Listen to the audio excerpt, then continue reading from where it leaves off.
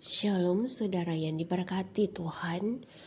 Puji Tuhan, saat ini kita berjumpa lagi dalam pembahasan 3 pertanyaan yang terdapat dalam menjabarkan trilogi pembangunan atau MTPJ Gereja Masih Injili di Minahasa mulai tanggal 19 sampai 25 Januari 2025.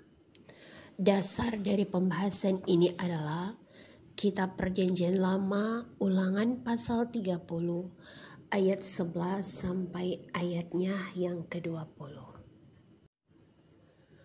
Ulangan pasal 30 ayat 11 sampai ayat 20 di bawah judul perikop kehidupan atau kematian, dan tema mingguan pilihlah kehidupan supaya engkau hidup, baik engkau maupun keturunanmu. Baiklah, kita masuk pada pertanyaan yang pertama, yaitu apa dan bagaimana seharusnya kehidupan orang percaya berdasarkan Ulangan pasal 30 ayat 11 sampai ayat 20. Saudara, orang percaya adalah mereka yang telah mendengar firman kebenaran, yaitu Injil keselamatan, lalu percaya, artinya memiliki keyakinan yang teguh dan dimeteraikan menjadi tanda milik Tuhan, yakni Roh Kudus. Efesus pasal 1 ayatnya yang ke-13. Kitab Ulangan adalah khotbah terakhir yang disampaikan oleh Nabi Musa saat ia berumur 120 tahun. Ia menyadari bahwa ia telah mendekati ajalnya. Dan saat itu juga bangsa Israel sedang berkemah di tanah Moab di seberang sungai Yordan. Generasi pertama yang menolak Tuhan sudah meninggal kecuali Yosua dan Kaleb. Generasi kedua sedang bersiap untuk menyeberangi sungai Yordan dan memasuki tanah perjanjian.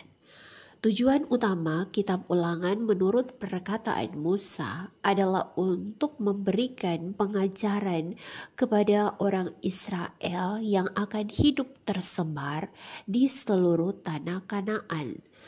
Bagaimana bangsa Israel harus hidup, yaitu dicatat dalam ayat 16, mengasihi Tuhan Allah. Bagaimana cara mengasihi Tuhan Allah? Yang pertama adalah hidup menurut jalan yang ditunjukkannya. Kedua, berpegang pada perintah, ketetapan, dan peraturannya sehingga mereka diberkati dan bertambah banyak atau keturunannya mewarisi bumi.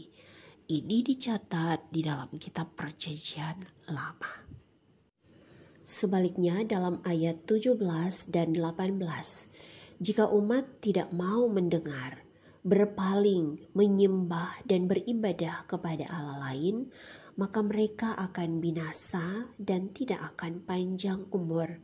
Musa mengingatkan agar mereka tidak mengulang kesalahan di masa lalu, yaitu bersungut dan menyembah berhala.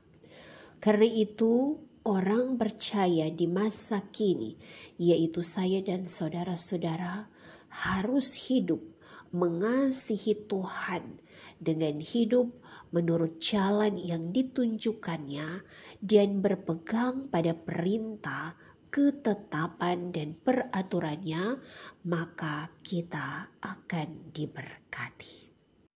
Pertanyaan yang kedua adalah, apa saja yang harus kita lakukan sebagai orang percaya sehubungan dengan tema pilihlah kehidupan supaya engkau hidup, baik engkau maupun keturunanmu.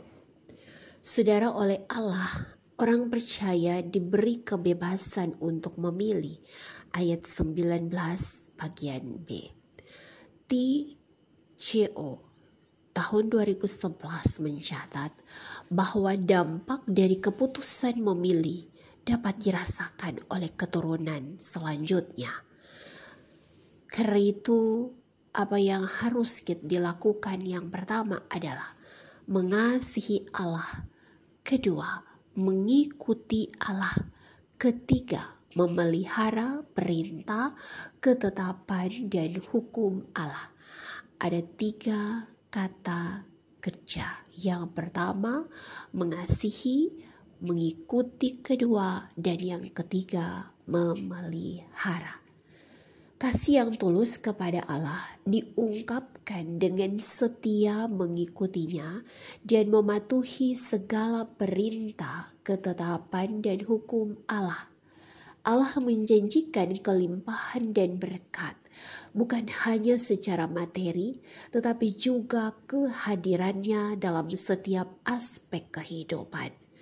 Holiday tahun 2000 mencatat dalam bukunya, juga terdapat di ayat 20 bagian B, mengingatkan karena Tuhan Allah adalah sumber kehidupan dan umur panjang, Ia akan memberi berkat bukan hanya secara substansi maupun juga secara durasi. Saudara, pertanyaan yang ketiga adalah bagaimana kita menyikapi situasi dan kondisi hidup dengan tawaran-tawaran dunia dan pilihan-pilihan yang ada di hadapan kita? Saat ini kita hidup di era 5.0, di mana aktivitas manusia berpusat pada manusia dan berbasis teknologi digital, di mana internet tidak hanya sebagai media informasi, tetapi juga dasar untuk menjalani kehidupan, dicatat oleh Pasasa dan Hastaya di buku mereka pada tahun 2021. Dampaknya, saudaraku, bahwa masyarakat bergerak semakin maju dan tercipta banyak sekali peluang-peluang baru.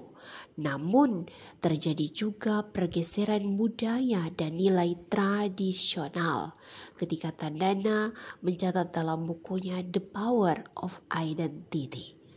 Saudaraku, saat ini ketika diperhadapkan dengan tawaran-tawaran dunia dan pilihan-pilihan yang ada, bagaimana sikap kita untuk menyikapi situasi dan kondisi tersebut, yaitu dengan tidak hanya memahami ajaran Tuhan secara teoritis, tetapi juga mengaplikasikannya dalam pengambilan keputusan sehari-hari, menghadapi tantangan moral dan spiritual di tengah dinamika era 5.0.